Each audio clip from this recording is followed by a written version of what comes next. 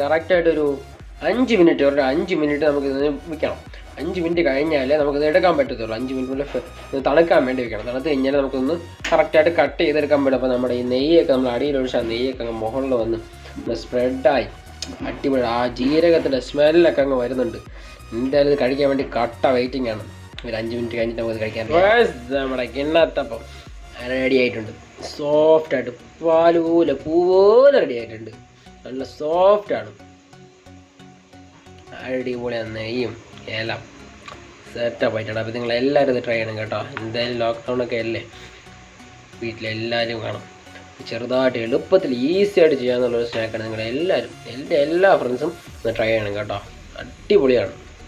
നമുക്കൊരു അടിപൊളി വീഡിയോ ആയിട്ട് നാളെ കാണാം. അതുകൊണ്ട് എൻ്റെ എല്ലാ ഫ്രണ്ട്സിനും ബൈ ബൈ.